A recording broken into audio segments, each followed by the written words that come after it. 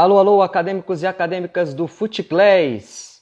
Uma boa tarde a todos, iniciando mais uma live desta quarentena com muito conteúdo acadêmico. Hoje recebendo o Bruno Formiga, jornalista comentarista do Esporte Interativo. Já já vai estar no ar com a gente. Assim que ele fizer a solicitação de entrada, vamos colocar o jornalista Bruno Formiga ao vivo. Agora sim.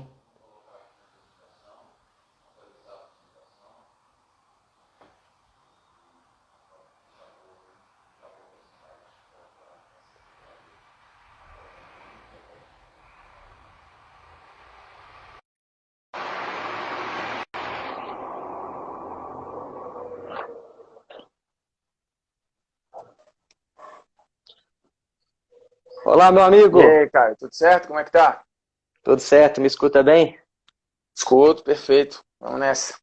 Bacana. Pessoal que estiver aí na live chegando, pode também informar a gente sobre o áudio, sobre a imagem, se está tudo certo. Eventuais problemas técnicos para a gente corrigir. Bruno, quero agradecer você. A gente do Footclays foi um dos pioneiros a começar essas lives desde que iniciou a quarentena. Já fizemos aí quase 60 lives. Nossa meta é fazer Uhum. uma por dia. Aproveitar essa quarentena para fomentar o conteúdo do futebol e dizer que você, em especial, sou um grande fã do seu trabalho, um jornalista diferenciado, aborda tudo com muito conteúdo, tem um canal muito legal e um quadro super legal que é o Polêmica Vazia, e mesmo sendo uma polêmica vazia, a gente observa que você aborda ela com muita coerência e mostra realmente um conhecimento diferenciado e engrandece muito o jornalismo esportivo no Brasil. Então, a gente já recebeu outros jornalistas aqui também, é um prazer estar recebendo você. Muito obrigado por ter aceito o convite. Que isso, eu que agradeço, é sempre uma honra, assim, eu anotei, me organizei, né, porque tem tido muita solicitação de live, de entrevista, de participação, e isso é muito legal, porque a gente vai percebendo o quanto de uma maneira ou de outra, assim, muito ou pouco, a gente impacta ou ajuda a discutir futebol de uma maneira que, no caso, nós que produzimos conteúdo de maneira parecida, a gente acredita, porque eu também não acho que o futebol precise ser debatido só da forma como a gente acha que deve ser. Tem outras maneiras e você tem outros cases de muito sucesso aí, como por exemplo o Desimpedidos, que opta por uma outra linha, mas que cumpre um papel que é muito bem feito e bem executado com aquilo que ele se propõe, e acho que merece aplauso de N formas, assim, o que o Fred está fazendo agora, por exemplo, com a série dele, junto com o YouTube Creators, é fantástico, porque mostra um lado que o cidadão comum, o garoto fã de futebol, às vezes não tem acesso, não tem contato. Então, o mais legal é ter essa coisa plural, que é muita gente falando de futebol de maneiras diferentes. Eu não acho que tenha a certa, mas eu só não gosto quando as pessoas tentam esganar a nossa maneira de falar futebol, porque acham que dados, estatísticas e observação e análise não contam, quando contam e são a base fundamental de qualquer esporte profissional. Né? Inclusive, você falou do Polêmicas Vazias, eu estava gravando uma agora, eu terminei exatamente 5 horas, que é sobre o melhor time da história do esporte, não só do futebol. E aí eu falei muito, por exemplo, da seleção brasileira do Bernardinho, falei até do New York Yankees de 1998 e falei muito do Dream Team de 92, porque está entre as grandes reuniões de talentos da história do esporte. Bacana, Bruno. Então, eu já vou deixar o convite aí. Quem não se inscreveu aí no canal do Bruno, se inscreve. E se inscreve também no canal do Footclass, que amanhã a gente vai estar lançando uma super novidade. A gente está lançando o programa Resenha com Footclass. E amanhã a gente vai falar de direito econômico e clube empresa. Essa pauta aí que está sendo muito discutida atualmente. Bruno, a gente separou uma pauta muito legal aqui. A gente do Footclass também tem essa pegada parecida com a sua, de fomentar o futebol de forma mais científica, mais acadêmica, de forma um pouco mais séria. Vou até aproveitar o gancho que você falou, que você gravou o Polêmica Vazia sobre o melhor time do esporte na história, né? A gente tem Uhum. tido entrevistas com alguns treinadores, teve aqui o Jair Ventura, o Zé Ricardo, teve o Felipe Conceição, e vários outros, e a gente tem discutido alguns pontos táticos que outros esportes têm fornecido ao futebol, né? A gente viu na Copa do Mundo as equipes muito compactadas naquela marcação de 30 metros, e aquele jogo do handball, né, de balançar a bola para um outro para Sim. tentar encontrar um espaço e eventualmente ter uma força física. A França tinha muito isso com o Pogba, por exemplo. Como que você vê o próprio basquete, né, no run and gun, ou seja, o jogo de transição hoje no futebol é muito contundente. Como que você vê a qualidade de jogo do futebol brasileiro e se a Europa aproveita melhor essas inspirações táticas que os outros esportes podem nos dar? Cara, hoje eu acho que é muito evidente, assim, no mundo que é muito baseado em dados, em números, em estatísticas, eu acho que a Europa, o futebol, para a grande massa, só expõe algo que já está, por exemplo, na saúde pública, no transporte público, na segurança pública, que é você usar a ciência para tomar decisões. E não se tem nenhuma dúvida de que o primeiro mundo, quando a gente, esse termo nem é mais tão usado, mas quem aprendeu na escola sobre o primeiro, primeiríssimo mundo, eles usam isso em prol da sociedade. Então, quando você faz uma avaliação, quando você faz um mapeamento de determinada situação, onde mais precisa de um metrô, e você vai e constrói aquele metrô, porque de fato é ali que vai desafogar mais gente, você está solucionando um problema baseado em dados. E isso os clubes europeus fizeram primeiro que a gente e fazem de uma maneira melhor, com mais excelência. Agora a gente está correndo atrás, não tem nenhum clube no Brasil de alto nível que viva sem um analista de desempenho, sem análise de dados. A gente, com atraso, está entrando em algo que deveria ser óbvio. E quando eu falei há pouco do melhor time da história do esporte, e que eu citei que na discussão precisa ter a seleção brasileira do Bernardinho, por exemplo, o Bernardinho é um cara que fez tudo o que fez, com um talento absurdo, uma liderança gigantesca, um poder de comunicação muito único, mas com uma equipe de dados absurda, porque se ele não tem um departamento de ciência do esporte enorme, ele não teria feito todas as leituras e análises e antevisto várias tendências. Então, ali, o Brasil do vôlei era um Brasil que já estava muito à frente do Brasil do futebol. E deu resultado. Então, hoje, a gente tem um técnico como o Tite que se preocupa, que fala abertamente sobre isso. Eu acho que nós estamos atrás, estamos, mas como todos os outros países que não são da Europa também estão. Apesar de pelas ideias e pela execução dessas ideias, alguns conseguirem tirar os atrasos. A Argentina tem técnicos de alto nível e gabarito no futebol europeu. Por quê? Porque eles naturalmente são melhores que o nosso? Não, porque culturalmente o argentino consome mais futebol, discute mais futebol, estuda mais futebol. A história da língua eu acho que é uma grande balela, porque não é uma barreira. O cara, para aprender espanhol ou inglês, ele consegue. A questão não é essa, a questão são ideias em atraso. É não acreditar em determinados modelos de treino, em determinados modelos de jogo. Mas eu acho que a gente já viu que não tem como jogar sem executar essas ideias. Aí vem um problema de perder os talentos muito cedo. Assim, não dá tempo de eu ficar com o Rodrigo muito tempo, porque ele vai embora. Não dá tempo de ficar com o Vinícius Júnior muito tempo, porque ele vai embora. Não dá tempo de ficar com o Arthur, até que ficou muito tempo. Mas em algum momento ele é percebido e vai embora. O Bruno Guimarães, a mesma coisa. O Renier, a mesma coisa. Assim, a gente não vai parar de produzir nunca os jogadores de alto nível. O problema é que os outros também estão produzindo jogadores de alto nível, cada vez mais, proporcionalmente até mais do que a gente, né? Porque se a Alemanha tem uma geração muito vencedora ou muito promissora, é mais difícil para a Alemanha, que tem menos gente para tirar. E a gente tem mais material humano, só que eles conseguem fazer um filtro e aproveitar melhor esses caras. A Bélgica, o próprio Uruguai, né? Que é desse tamanho, o Uruguai, exporta a Argentina, e por aí vai. Então, assim, a gente vai na tentativa e erro, né? Porque quantos Vinícius Júnior, quantos Reniers, quantos Rodrigos a gente não deve perder no meio do caminho? A questão é essa, assim, acaba que escapa um ou outro, mas quantos a gente não perde aqui? Os que passam para cá, beleza, a gente vai ver porque eles são tão bons que eles vão passar. Mas e os que ficam na rede aqui? Os peixes que morrem no meio do caminho é que a gente não percebe, né? E são muitos. Mas eu acho que o nosso futebol, ele continua sendo um futebol de alto nível. O nosso futebol de clube, ele é naturalmente pior, porque nós temos ferramentas e materiais que ficam aqui piores. E a nossa insistência de achar que dados, estatísticas e tática não fazem parte do jogo. É querer entregar um produto que, no fundo, é uma grande pelada de final de semana organizado. E não é. Futebol é um futebol profissional. Se a gente não aceitar isso enquanto torcedor, imprensa e pessoas que fazem o futebol, a gente vai estar sempre conformado em ter um produto bem pior.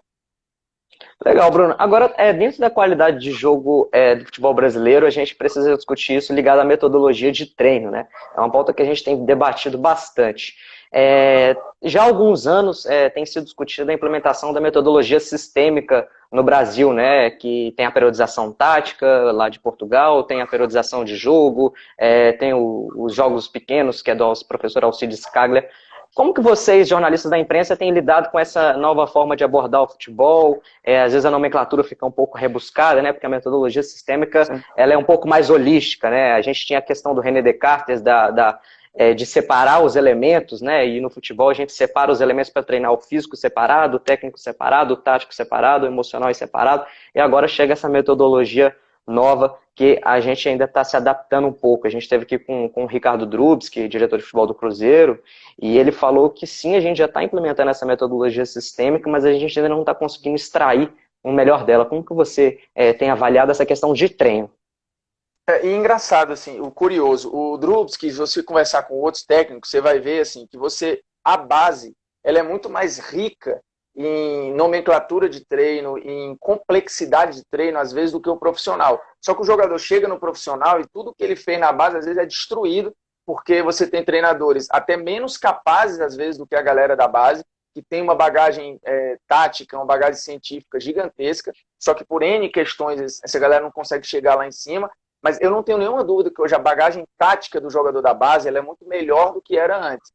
A questão é o que fazer com ela quando chega no profissional. E aí você tem uma grande salada, que é o cara que é formado no Grêmio. O Grêmio é um bom exemplo, porque o Grêmio ele é meio padrão da base até o profissional. Não são todos os clubes que são assim, alguns estão tentando virar.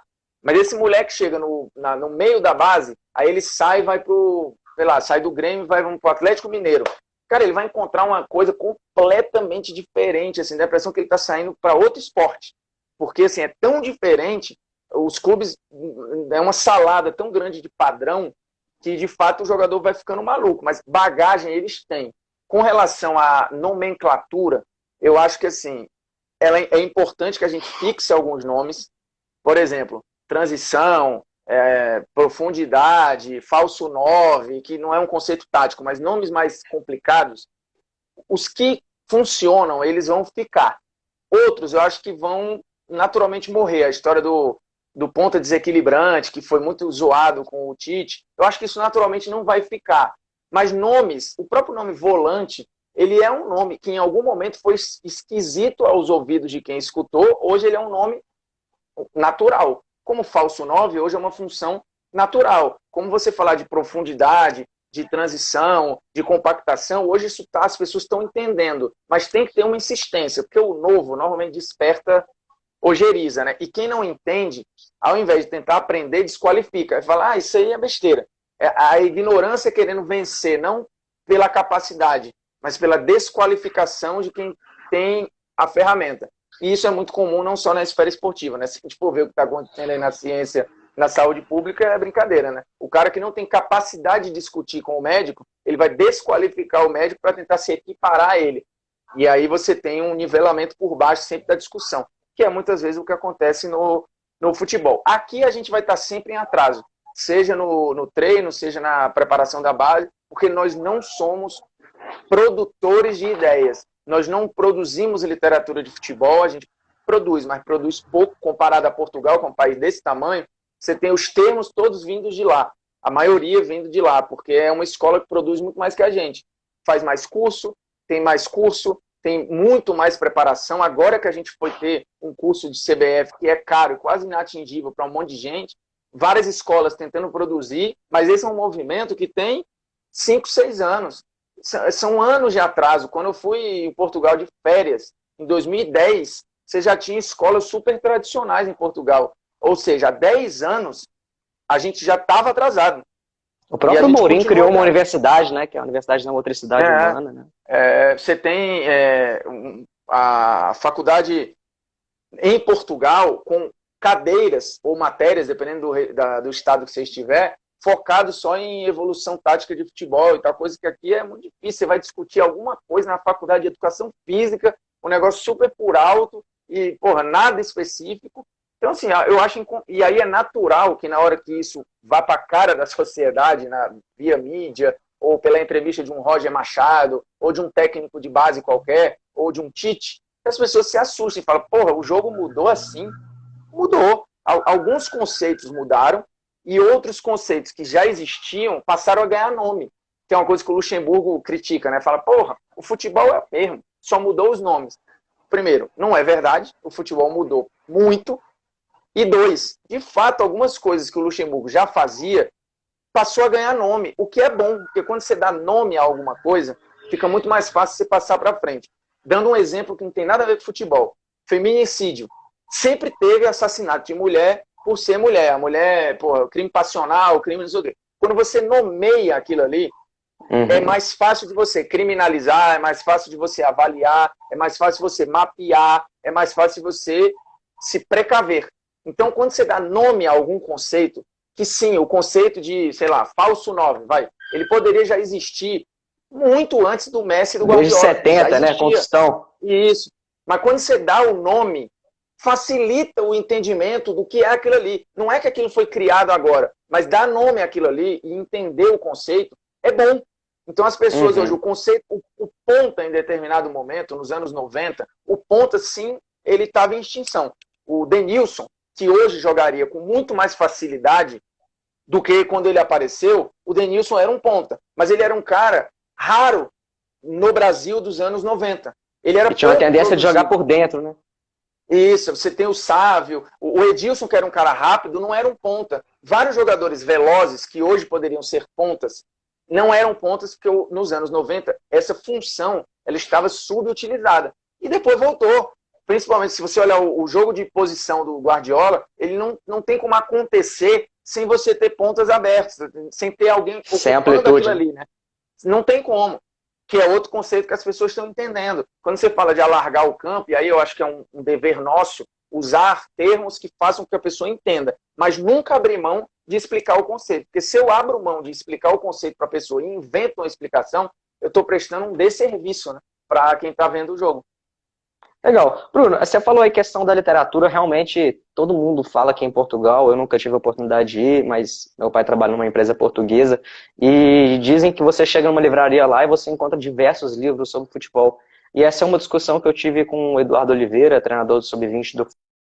Perguntei a ele, eu queria repetir a pergunta para ver sua opinião. Por que que a gente não tem tanta literatura, né? Se eu listar aqui os 20 treinadores de Série A, a gente tem muitos treinadores que têm condição de sentar e escrever suas ideias e formar algum conteúdo bom. Por que que a gente não tem essa cultura, né? Se eu colocar José Mourinho livros aqui no Google agora, eu vou achar mais de 10 livros, alguns não escritos por ele, mas autorizados a escrever, né? Por alguém, por algum parceiro cara, dele. O futebol ele não está numa redoma, né? Ele está dentro de uma sociedade que pouco lê e de um mercado literário fraco do ponto de vista de venda. Tanto que a gente vê livrarias tradicionais quebrando, fechando, editoras com muita dificuldade de produzir, de conseguir vender seus livros. O Mauro Betting, o Mauro Betting, que trabalha comigo, é um dos grandes escritores de futebol do Brasil, ele sabe que a coisa que mais vende é livro de biografia. Faz parte da literatura do futebol, mas não é uma literatura que produza o conteúdo de nomenclatura, de entendimento do jogo. Mas é ótimo que existam as biografias. É importante você entender a história de personagens que são fundamentais na construção da identidade brasileira, né? A biografia do Marcos, escrita, por exemplo, pelo Mauro, é uma das mais vendidas até hoje. Você tem uma biografia histórica do Garrincha, da Estrela Solitária, que é fundamental até na literatura brasileira em relação a biografias. Então, eu não estou diminuindo as biografias, elas fazem parte disso aqui, mas a nossa produção não deveria ser só isso. Ou livros de título comemorativos, que aí pega muito na emoção do torcedor. Mas eu entendo que nós somos um país que lê pouco, que não liga tanto para os dados, nem para a ciência, e que isso não é fomentado. Então, o mercado editorial, ele reflete o outro mercado, que é o mercado futebolístico, que ele é produzido de uma maneira muito superficial. Então, o cara produz um livro super complexo, super bem apurado sobre, sei lá, a evolução tática no futebol brasileiro.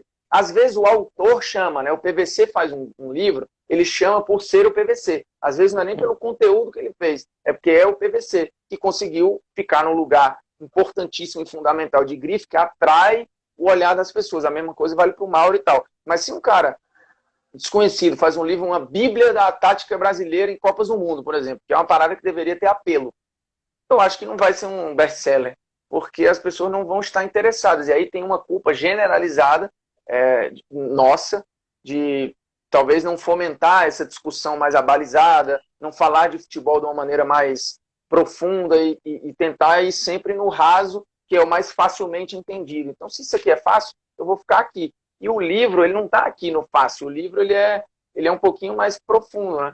E o brasileiro, em média, ele não é muito afeito a ser profundo. Então, eu acho que é por aí. Legal, legal. Bruno, recentemente eu estava conversando com o treinador Adilson Batista, que saiu do Cruzeiro, e ele fez críticas acerca do desconhecimento de parte da imprensa do jogo, né, de forma mais tática. Ele chega a lamentar que nas coletivas de imprensa as perguntas são tão rasas, voltadas mais para se ele vai sair, se ele não vai, quem que vai chegar, e que ele fica limitado também de dar uma entrevista com mais conteúdo, porque o debate realmente fica raso, né? Foi as palavras que ele disse. Alguns outros treinadores também criticam, tem muitos embates com a imprensa. Eu estava lendo um livro outro dia que fala de uma realidade europeia, mas que a gente pode trazer um pouco para cá. E, salvo engano, o Arsene Wenger, ele fala que o jornalista é como numa competição de dança, né? Que ele é como o juiz que fica ali dando tapinha no ombro do treinador para ele sair. Como que você vê essa relação treinador-imprensa? Ela pode melhorar? A imprensa pode estudar mais, melhorar as perguntas na coletiva? Cara, eu acho que tem, não sendo corporativista, tá? Mas eu também vejo que é muito um reflexo de uma produção que vai ser consumida também de uma maneira rasa. Assim, não interessa muito ao torcedor as perguntas mais táticas. O Tite sempre falava, né? Pergunta tática, resposta tática. O torcedor ficava puto, assim, muitas vezes o torcedor médio, porque estava se sentindo enrolado com uns malabarismos retóricos, né? E que não era verdade. O Tite estava respondendo uma coisa de jogo com uma pergunta de jogo. E eu acho que já melhorou muito. A gente tem uma geração, e do PVC para cá, e antes até do PVC, porque assim, o Mauro é mais antigo que o PVC, já fazia leituras muito boas de jogo. O André Rocha foi um dos primeiros caras a ter blog voltado para análise tática. E hoje você tem uma legião de comentaristas, de gente que tenta olhar para o jogo de uma maneira mais real, olhando pro jogo. Eu entendo a ludicidade, acho que isso não pode ser deixado de lado, o lado social do jogo, o lado polêmico do jogo, ele é importante, porque se isso não existisse, você não tinha um mercado aquecido que não gerasse não as inimizades, mas essa tensão que acaba alimentando o mercado. Eu acho importante, faz parte do jogo. Os jogadores também sentem essa tensão. Mas o jogo, o nome está falando, é um jogo. E é preciso que ele seja explicado, esmiuçado, da maneira mais didática possível. Mas hoje você tem o Vitor Sérgio, que já não é de hoje, o próprio Rafael Oliveira, que é uma referência para uma galera inteira, Rafa Rezende, o Gufo, que está na Dazone, o Gustavo Fogaça, o Donan, que também está na Dazone, o Fernando Campos entrou por aqui agora há pouco, inclusive. Então, assim, não faltam opções para quem quer ouvir um jogo um pouco mais profundo. Mas, e aí é mole você descobrir, se você pegar vamos botar a live minha falando de jogo, o jogo pelo jogo, e bota uma live, sei lá, do Neto falando outra coisa lá, chamando o jogador de orelhudo e não sei o quê. Você vai ver a resposta da audiência. Então, assim, a culpa é só minha ou é só do Neto? O Neto tem culpa disso? É um problema cultural, né? A comunicação dele, eu acho que é também cultural. Você tem algo que você falou de livros há pouco, os livros mais vendidos aí, fora as biografias, são as poesias e prosas do Nelson Rodrigues, que assim, passavam longe de ver o jogo pelo jogo. Era um jogo que às vezes nem era real, mas é lindo de ler. Ele faz parte da literatura brasileira. E eu não estou criticando o Nelson Rodrigues, mas este DNA lúdico em excesso, romântico em excesso, fez com que a gente se distanciasse do jogo e tentasse viver um jogo de cinema, que ele não é real. O jogo ele é outro. E aí tem saudosismo, memória afetiva, uma porrada de coisa que é fruto disso tudo. Mas eu acho que é uma via de mão dupla. Assim. Muita gente, de fato, é rasa, vai trabalhar com futebol porque gosta de futebol, simplesmente não porque entende, e o mercado permite que essas pessoas trabalhem porque tem público para isso. Interessante.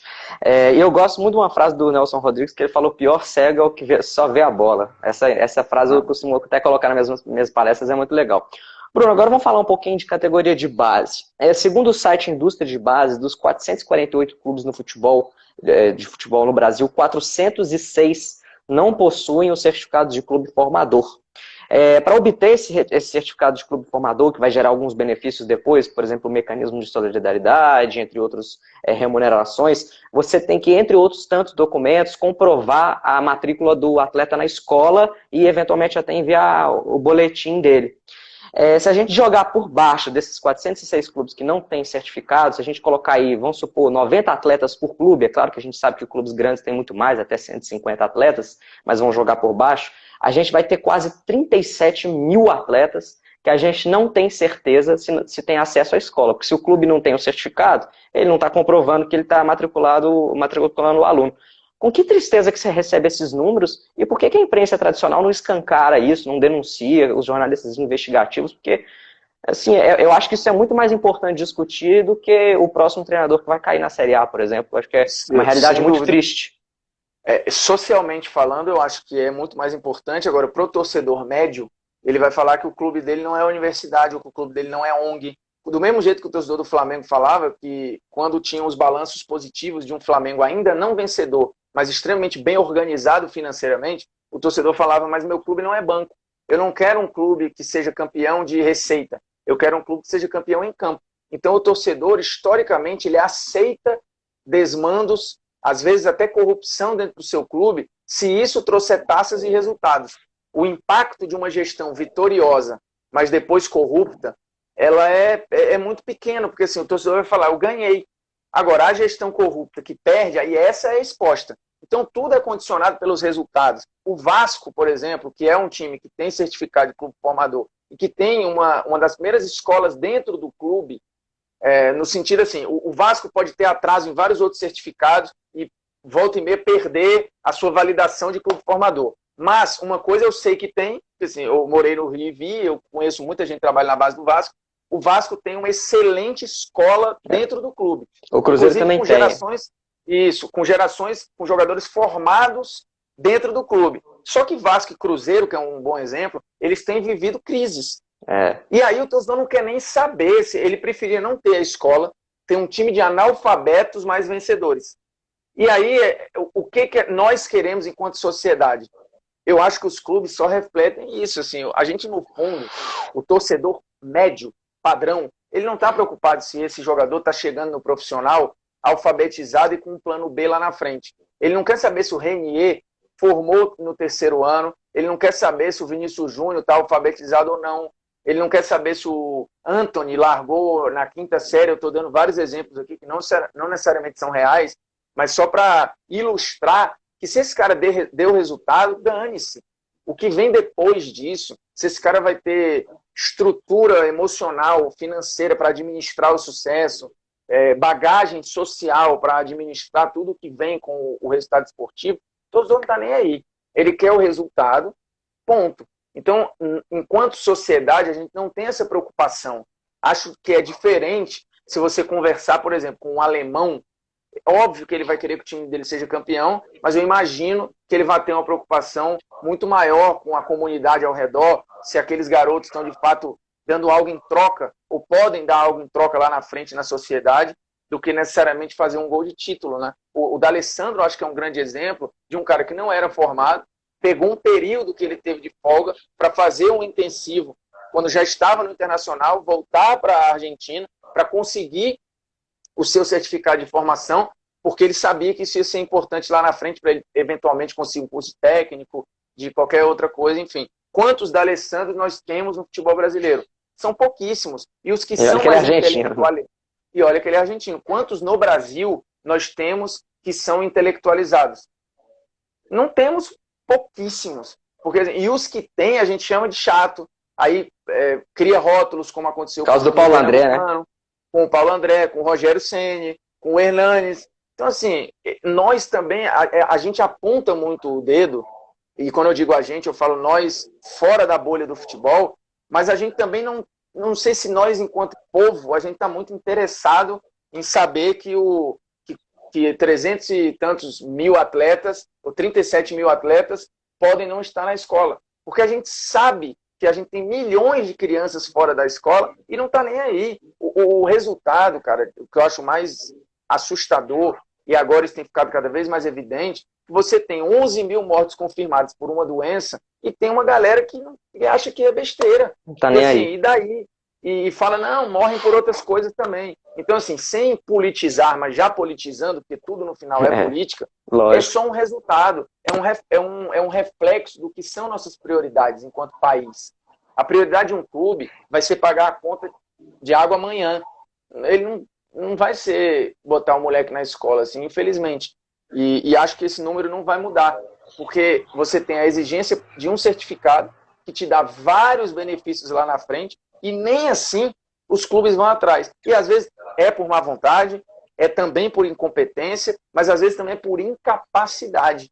Porque você também tem um dirigente ali que não passou por nada desse processo e caiu ali de paraquedas, meu irmão, e tem um monte de dívida para administrar, uma porrada de bucho para resolver, e ainda tem que se preocupar se o moleque está indo para a escola ou não, o desempenho escolar do cara. É difícil, cara. A cultura americana, ela é vinculada ao desempenho escolar. Então, assim, o moleque vai chegar no esporte profissional porque ele passou pela faculdade. Um ou É. outro pula direto do colegial, como aconteceu com o LeBron e tem com outros Aqui o atletas. esporte concorre com a escola, né? É um adversário do outro. Isso, perfeito. Essa é a análise. O moleque tem que escolher entre estudar ou jogar. Então, fundamentalmente, nós temos jogadores profissionais que não são formados, ou que eles não passaram por toda a formação escolar, nem os que tiveram mais estrutura. E aí, não dá para cobrar nada mais do que essa culta ignorância aí mesmo. Interessante. Você falou um ponto interessante que eu lembrei do Ricardo Drubsky, ele falando dos atletas de base e dos atletas em geral, que ele tem uma brincadeira entre os dirigentes de futebol, que se você colocar um atleta para fazer o check-in do voo dele, é capaz dele se dar mal, porque eles têm tudo na mão, né? E ele até faz uma atividade muito interessante na base, quando ele trabalha. Por exemplo, se um atleta tem que fazer um exame, ele dá o dinheiro da passagem, você vai lá, você se vira, tal, porque ele tem que sair dessa bolha, né? Até essa discussão de escola dentro do clube, hoje aqui, por exemplo, aqui em Minas, no Cruzeiro, tem sido contestada, que o atleta já fica preso 24 horas ali. Então, assim, será que matricular ele numa escola pública, para ele ter contato com uma figura feminina, ter contato com outros colegas, também não pode ser interessante para ele sair dessa bolha? Mas então, Bruno, vamos dar continuidade nessa questão de base. Outra discussão que eu tenho tido aí com alguns dos atletas intelectualizados, né? Eu tive aqui com o zagueiro Léo do Cruzeiro, tive com o William Farias, volante do esporte, e a gente estava discutindo como que os garotos com 14, 15 anos de clubes grandes já são tão marrentos, né, cara? Eles já acham que são profissionais e a gente observa que a inspiração que eles têm nos profissionais é no corte de cabelo, é na tatuagem, é no brinco de ouro do Neymar, é na corrente, é no carrão. E outros atletas, por exemplo, o Léo do Cruzeiro, que faz vários projetos sociais, que tem uma exposição muito pontual da vida dele. Como que você, como profissional de comunicação, você acha que os atletas profissionais cumprem devidamente seu papel social de influenciar positivamente esses atletas mais novos? E só para complementar a pergunta, eu queria contar um caso rapidinho. Ano passado eu fui num jogo do Sub-10 do Cruzeiro e contra algum clube aqui, eu não lembro qual, e eventualmente durante o jogo uma criança foi conversar com a outra e colocou a mão na boca para falar. Ou seja, o jogo nem estava sendo televisionado, ela nem devia saber o que era leitura labial, mas ela fez isso por quê? Porque ela viu o ídolo dela fazendo. Então ela está simplesmente repetindo. Então, como profissional de comunicação, como esses atletas influenciarem atitudes melhores nessas crianças? Cara, eu já me peguei pensando muito nesse assunto e eu já fui muito cruel na resposta e hoje eu tento ser mais empático, porque eu acho que nós somos muito injustos com esses jogadores na média. Se a gente tem um diagnóstico de que esses jogadores eles acabam socialmente sendo tolhidos e vivendo numa bolha, e eles muitas vezes são incapacitados por conta de tanto privilégio que eles têm, é muito difícil que a gente queira que esse cara fure essa bolha sozinho e por algum motivo ele vire um exemplo de coisas que ele não teve exemplo.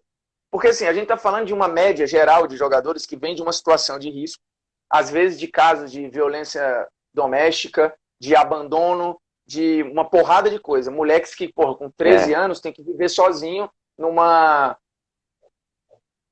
concentração, longe do pai, longe da mãe, Sustentar às vezes nem pai tem, sustentar a família, e às vezes o exemplo que ele tem é um diretor de futebol, o exemplo que ele tem é um outro companheiro, ou um cara que já está no profissional, e é um meio muito cruel, que de fato você tem que parecer ser, às vezes, uma coisa que você não é, porque é um jogo de aparências, é uma peneira em que só os fortes vão passar. E não é só os fortes de talento, é o cara que quer mais, que tem sangue no olho, que tem cabeça, que tem um mental lá em cima. Então, assim, eu acho muito cruel que a gente cobre desses caras. Eu acho que alguns dá para cobrar, tá? Que eles pegam um tamanho tão grande, passam por tantos treinamentos, assim, eles sabem do tamanho que eles têm e o que eles podem fazer. Mas, na média, eu acho difícil, cara, porque esse cara não teve nem exemplo em casa. Como é que ele vai ser exemplo para alguém, bicho? Se ele não conseguiu ter em casa, ele chegou ali aos trancos e barrancos, ele não se formou na escola, ele levou porrada da vida desde moleque, ele não teve infância, ele não teve adolescência, e você quer que por algum motivo milagroso ele seja exemplo, assim, de retidão, que ele saiba lidar com milhões. Será que a gente saberia lidar com um salário de 500 pau por mês, sem fazer uma merda, sem comprar uma parada, sem ostentar um negócio? Eu já me peguei criticando que o cara, antes de comprar uma casa para a mãe, ele compra um brinco de não sei quantos R$ 1.000. Só que a gente esquece que aquele brinco, às vezes, é um passaporte para ele ser aceito por aquele grupo. Porque cada grupo tem suas regras sociais. Quer queira, quer não, é o modo de vestir, é o modo de falar, é a música que escuta, são os códigos sociais de cada área. Infelizmente é assim. O mundo é feito dessa forma. E aí o cara, às vezes, cara, bicho, eu posso comprar aqui a casa para minha mãe, mas em compensação eu vou de ônibus para o treino, cara, eu vou ser zoado, eu não vou ser aceito. É difícil, cara. Quem já mudou de escola, de bairro, sabe qual é a dificuldade de adaptação numa realidade. Então, assim, você imagina isso num clube de futebol, cara, onde todo mundo é concorrente de todo mundo, às vezes. Porque numa geração de base, ele sabe que daquele time ali de 23, 24 caras, porra, 3 vão subir. Às vezes 2, às vezes nenhum. Então, os caras são concorrentes. Então ele chega desconfiando de todo mundo, ele chega tendo que concorrer com muita gente, poucos têm amigos de verdade no futebol. Aí como é que esse cara vai ser um exemplo, bicho? Eu acho que assim, é um meio já tão viciado, aí a gente acha lindo quando o Juan Mata fala que tem vergonha do salário que ganha, porque o mundo ele sabe que é um privilegiado, e às vezes ele se policia para não ostentar, porque o mundo não é a bolha dele. Caralho, mas olha a realidade do Juan Mata, olha o IDH da Espanha e vai comparar com o IDH do Brasil, que às vezes tem sub-IDHs, né? Porque uma coisa é o IDH em São Paulo, em Vila Mariana, por exemplo, onde eu moro, que é um bairro bom. Outra coisa é o IDH, porra, do bairro em Fortaleza, mais pobre que onde eu nasci.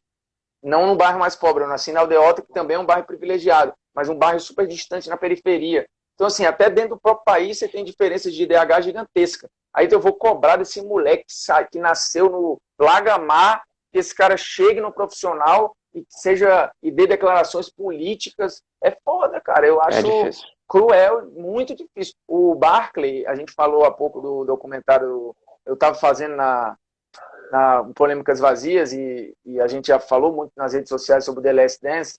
Tem o Charles Barkley, não do documentário, mas eu lembrei do Barkley, porque ele aparece no documentário em determinado momento, e ele sempre fala, cara, eu não quero ser exemplo para ninguém, eu jogo basquete. Ser exemplo é uma consequência, assim, nem todo mundo vai ser Muhammad Ali, nem todo mundo vai ser o Cruyff, e nem todo mundo vai ser esse ícone político, social e tal, porque eles não têm essa bagagem. Não tem. O Mike Tyson não tinha, o Barkley não tinha. O Michael Jordan, que é o Michael Jordan, foi criticado durante eleições para o Senado americano porque ele não quis apoiar o candidato negro de Chicago. E ele falou, cara, eu não vou me meter nessa disputa aí. Tem a famosa frase que ele teria falado dentro do avião de que republicanos e democratas compram tênis. Então, que era o Air Jordan. Então ele não ia escolher um lado. Então, assim, eu acho que é mais válido cobrar do Jordan, que passou por universidade, do que cobrar, por exemplo, do Neymar. É verdade, verdade. Faz muito sentido esse discurso seu. Bruno, agora vamos falar um pouco sobre o jogo em questão de identidade tática. O conceito de identidade, eu gosto muito do conceito do professor Rodrigo Leitão, que ele fala que identidade de jogo é quando você está vendo uma televisão muito ofuscada, você não consegue ver direito os jogadores, nem a cor da camisa, mas pelo toque de bola, pelo jeito de jogar, você sabe qual equipe está jogando. Sim, é muito fácil você identificar o Barcelona numa situação dessa, uma equipe alemã um pouco mais reativa, uma equipe inglesa com transições muito fortes. Passando aqui para o Brasil, né? Recentemente a gente teve o sucesso de 2 gringos, que é o Sampaoli e o Jorge Jesus, e a gente vê um modismo muito grande, né? Ou seja, bastou o Jorge Jesus fazer sucesso, o Avaí trouxe um português que já mandou embora, o Santos trouxe um português que já está balançando, o Red Bull ia trazer um português, voltou atrás, trouxe o Felipe Conceição. Enfim, você acha que essa falta de identidade de jogo dos clubes brasileiros é muito por causa que o treinador forma o projeto do modelo de jogo e não o clube tem um modelo de jogo pronto e contrata o treinador de acordo com aquilo que ele gosta, que ele pretende, que é o DNA do clube? Sem dúvida. Quem tem DNA são os dirigentes, não o clube, né? O dirigente, e na verdade o dirigente ele tem o DNA daquela semana. Tipo, essa semana eu tô precisando de um resultado tal, pô, vamos trancar a casinha aqui, agora eu quero um jogo mais serelepe e tal. O Corinthians é um grande exemplo de um time que teve durante um período uma identidade, não necessariamente porque planejou isso, mas assim, do Mano Menezes para cá, você teve uma sequência de treinadores que mantiveram mais ou menos uma estrutura de segurança defensiva, um time que era de fato muito competitivo. Em alguns momentos foi brilhante, como quando tinha o Ronaldo, depois o Corinthians de 2015, mas assim, foi muito regular este período, né? E em determinado momento ele até tentou respeitar isso e não funcionou, por exemplo, com o Jair Ventura. E aí, usando o exemplo do Jair Ventura, era compreensível o Corinthians arriscar com o Jair Ventura. Ok. Mas é inexplicável o Santos, com a sua história, apostar no Jair Ventura. Aí é uma contradição. Como em algum momento da sua história, o Santos já teve o Celso Roth, por exemplo. É como se hoje o Barcelona apostasse em algum momento no Simeone. Não faz sentido para a história do Barcelona, ou para esse Barcelona moderno, porque em algum momento confuso da história do Barcelona, talvez fosse até aceitável o Simeone para estancar uma sangria. Mas do Cruyff para cá, é uma loucura pensar no Barcelona com o Simeone sendo treinador. A cidade não aceitaria, o torcedor não aceitaria, porque eles sabem claramente o que eles imaginam. Os clubes podem mudar sua identidade, e às vezes tem uma identidade que é flutuante, né? O Grêmio de 95, campeão da Libertadores e vice-mundial, era um Grêmio totalmente diferente do Grêmio do Renato Gaúcho, também campeão da Libertadores e vice-mundial. O que deu mais prazer para o torcedor? Difícil entender, porque eram contextos completamente diferentes. Mas alguns conceitos ou algumas identidades, eu acho que os clubes não deveriam abrir mão. Assim, historicamente, o Santos a gente sabe que tem uma, que talvez tenha sido imposta por acaso, né? Porque assim, um time tal determinou que a identidade do Santos era aquela, que foi o Santos dos anos 50. E aí aquilo ficou. Hoje, por exemplo, eu acho que o Atlético de Madrid tem uma identidade. Já é muito tempo de Simeone. O próximo treinador que soltar muito o time e começar a perder, talvez não seja aceito. Então, eu não acho que esse problema seja só aqui, para deixar claro. Porque, por exemplo, qual o sentido de você sair no Tottenham do Pochettino para o Mourinho? Faz muito sentido, assim? É difícil. Qual o sentido, por exemplo, do Real Madrid ter contratado o Mourinho? O Mourinho trancou o Real Madrid contra o Barcelona, deu o resultado que naquele momento era o que precisava. Era estancar o prejuízo de tomar uma porrada de goleada. Até porque ele ganhou do Barcelona assim, né, com a Inter. Exato. E aí, curiosamente, no primeiro clássico ele já toma uma trauletada de 5-0, o Mourinho. Mas o fato é que ele passou a igualar, ele diminuiu a diferença. Ponto. Deu resultado. Mas se você perguntar para qualquer torcedor do Real Madrid, eles têm zero saudade do Mourinho. Porque não tem legado, não tem DNA, não tem casamento, né? Com o modelo de jogo do Mourinho, com a história do Real. Eu acho que esse problema não é só no Brasil. Aqui ele é mais flagrante. Pela emergência, como o Ale Oliveira sempre gosta de falar, e eu acho que esse termo é muito bom, os técnicos compram tempo com resultado, assim como os dirigentes. Então, assim, se for possível, eles tentam casar a identidade. Se não for possível, eles botam para debaixo do tapete. E eu falei do Corinthians, que tinha uma identidade clara, o André Sanches agora encheu o saco daquela identidade, e quando trouxe o Thiago Nunes, ele trouxe claramente para entregar um outro tipo de futebol. E acha que é da noite pro dia, né?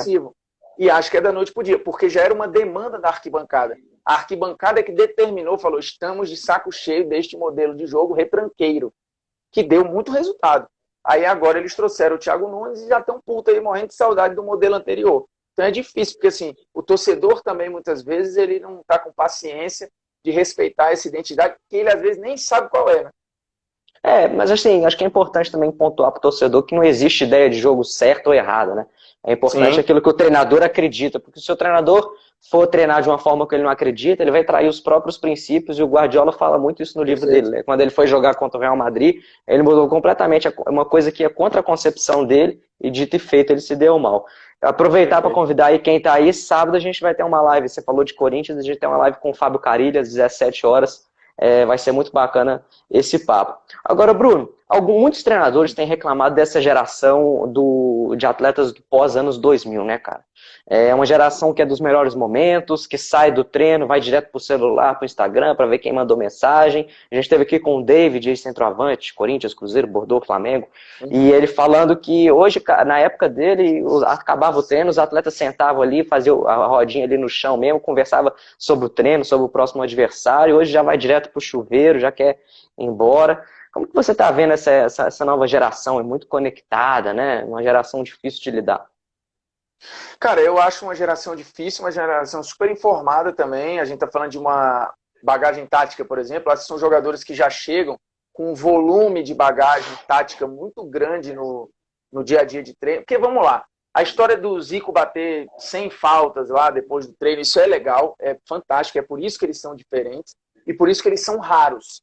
O Jordan também era um cara que treinava de forma obsessiva, mas o normal é o cara já chegar no profissional tendo esses fundamentos bem treinados. O nosso problema também, eu acho que está numa formação, quando esses moleques também já na base, talvez já não querem ter um nível de repetição e de obsessão para chegarem a essa excelência que de fato poucos chegam. Eu acho que o nosso erro, às vezes, é pegar como régua o Cristiano Ronaldo, o Messi, o Zico, o Pelé, o Jordan, o Bolt, porque eles são extra classe. Então, assim, eles não deveriam ser o parâmetro. Mas eu concordo que é uma geração difícil, porém, é uma geração muito profissional, no sentido de, assim, a minha relação é aqui, aqui, pum, pum, vou embora. Isso é bom? É ruim? Não dá para determinar. É uma mudança. E não dá para dizer que isso é 100% ruim ou 100% bom, porque você tem exemplos bons e exemplos ruins. A geração da Bélgica, por exemplo, que faz muito sucesso no mundo, ela já é uma geração super conectada e formada neste mundo moderno. E deu muito certo. Como tem vários exemplos aí, o Neymar é um jogador hiperconectado e que deu muito certo. Assim, mas ele é o Neymar. O problema é o moleque achar que é o Neymar com 15 anos, né? Aí é um problema complicado, de como você teve alguns nomes que viraram flop aí, de caras que tinham muita mídia ainda. O problema é que eles têm hoje contrato com fornecimento esportivo com 10 anos, né? Cabeça sobe lá no alto. Sim, mas lembremos que o LeBron James, ele ganhou um Hammer com 14 anos de idade da mãe, né? Inclusive teve processo, porque isso não podia acontecer. O LeBron tinha patrocínio da Adidas. A Adidas patrocinava o time colegial do LeBron e a ESPN transmitia os jogos, que tinham 10 mil pessoas no ginásio para ver os moleques de 14 anos jogando. Então, assim, eu não sei, honestamente, se isso é um problema só de agora ou agora ele está mais evidente. É fato que precisa ser administrado, porque muito rápido os garotos ganham muito dinheiro, e a gente está falando aqui do topo da pirâmide, né? Eles ganham muito rápido muito dinheiro, e como, por exemplo, o Vinícius Júnior, ele já alcançou a independência financeira dele muito cedo. O que às vezes o cara levava 10 anos para conseguir, o Vinícius Júnior conseguiu em 3. E aí, para ele se manter num nível absurdo, ele tem que ser muito motivado mentalmente, isso tem que partir dele e, óbvio, da gestão de carreira de quem está ao redor, né? Estabelecer projetos, desafios e tal. Porque, por exemplo, o Messi, ele foi um cara que foi mantendo sempre um nível de desejo de conquistas, por isso que ele está no auge até hoje. O Cristiano Ronaldo, a mesma coisa, mas, repito, eles são exceções. É difícil você conseguir manter o foco, é difícil, eu reconheço, mas você tem que estimular, e acho que esse é o grande desafio, de você estimular um moleque que na base ganha já 50 mil reais por causa da proteção do contrato, para a multa ser alta, você tem que garantir esse moleque muito cedo, dando um salário muito alto para dificultar a saída dele muito cedo. Como fazer esse menino se motivar esportivamente, sendo que financeiramente ele já está relativamente tranquilo para um garoto de 18, 19 anos. É difícil, mas eu acho que é um desafio para mim, que sou pai de uma menina e de um menino que não vão ser jogadores profissionais, provavelmente, mas que são conectados, que têm muito acesso à informação, que talvez dispersem muito rápido da aula e já corram para o computador, mas que se informam de outras maneiras, porque assim, o futebol de daqui a 10 anos, ele vai exigir coisas diferentes do futebol de hoje. Do mesmo jeito que o mercado de emprego daqui a 10 anos, ele vai exigir coisas diferentes de agora. Eu não sei se meu filho precisa de fato saber o que é um logaritmo, se daqui a 10 anos ele pode trabalhar com uma coisa que isso não vai ser usado, mas que ele estimulou com outras ações. Então é tudo complexo, eu acho difícil, mas eu sou muito cético em determinar de que assim, essa geração é ruim ou é difícil, porque fácil era lidar com a geração dos anos 90. Será? A geração dos anos 90 tinha Edmundo, depois teve Adriano, um monte de jogador problemático, assim, por várias questões, eram jogadores com problema, que geravam problema, e que você tinha que administrar também. Mas que não saía nas redes sociais porque não existia, né? Bacana. Bruno, a gente tem mais 4 minutinhos para encerrar. Um outro assunto que eu queria abordar com você é o seguinte: eu tive aqui com o Matheus Donelli, goleiro do Corinthians, foi campeão do mundo ano passado, melhor goleiro da competição, e eu fiquei impressionado com a inteligência dele para falar, mesmo tão jovem, com a consciência que ele tem.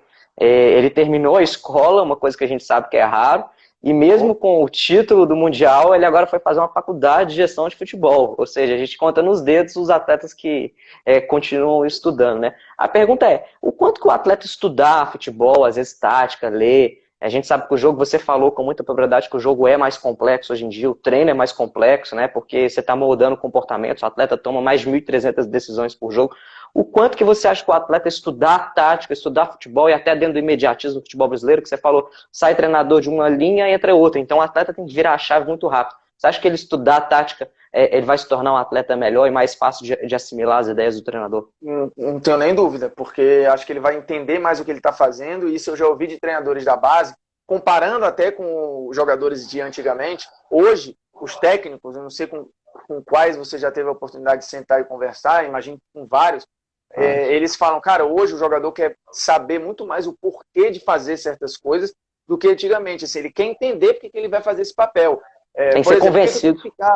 Tem que ser convencido. Então, assim, ele é convencido e ali já é um aprendizado tático. Ele já tem uma bagagem para depois questionar. É difícil hoje enrolar jogador. Técnico enrolão, que só tem garganta, se ele não for um puta líder justo, ele não vai ter o time na mão. Assim, o jogador percebe a bagagem do cara, o quanto o cara tem de fato para acrescentar e modificar, por que ele tem que ficar aberto de um lado. E aí tem um vídeo maravilhoso do Henry explicando o Barcelona do Guardiola, ele falando, cara, eu não entendia porque que eu tinha que ficar aqui parado, só que assim, eu tinha que ter paciência, a bola vai chegar.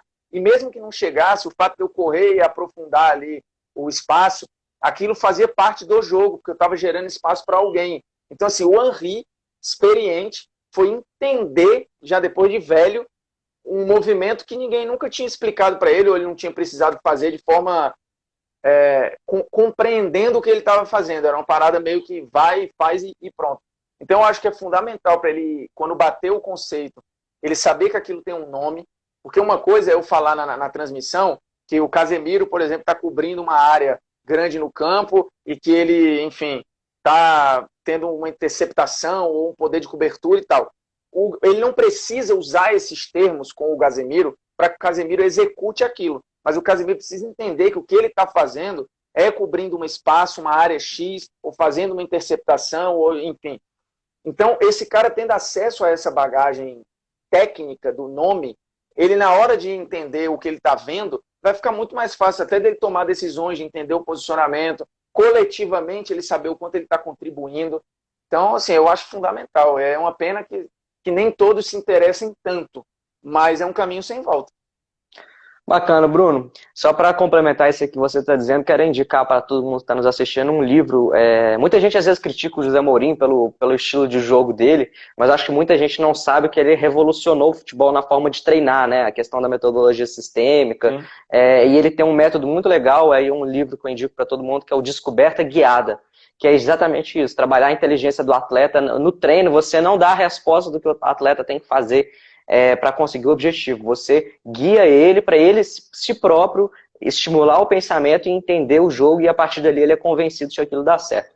Então, Bruno, quero te agradecer. Bate-papo show de bola. Daqui a pouco, quem chegou na metade ou perdeu, aí a gente vai subir para o YouTube. Se inscreve lá. Amanhã a gente tem um programa super legal que a gente vai estar estreando, que é o Resenha com Foot Class. Quem sabe você participa em breve com a gente. E Bruno, assim que voltar o período de normalidade, né? A gente tem aquele evento Mesa Redonda, que é um sucesso já há 4 anos. A gente já tinha planejado em tentar trazer você, Sim. eu já tinha entrado em contato. Infelizmente veio esse problema todo aí, mas assim que voltar à normalidade, você será certamente nosso convidado e a gente conta com você aqui em Belo Horizonte, meu amigo. Prazer esse papo com você. Valeu. Eu que agradeço o convite, a confiança. Toda vez que você passa por uma curadoria dessa, vai chamar alguém para qualquer coisa que seja, tem que ter uma decisão do porquê que aquela pessoa está ali e passar por esse filtro é muito legal, é sinal de que o trabalho faz algum sentido e, de fato, atinge alguns objetivos e que tem importância para uma parcela do público. E acho que isso aqui é uma validação, agradeço de verdade e sempre que tiver a oportunidade de votar aí, assim que acabar essa confusão toda, a gente vai estar presencialmente aí, quando a chefia autorizar, a gente tá junto, beleza? Obrigadão. É isso aí, irmão. Um grande abraço, tamo junto. Abraço. Até. Valeu, é nóis. Abraço.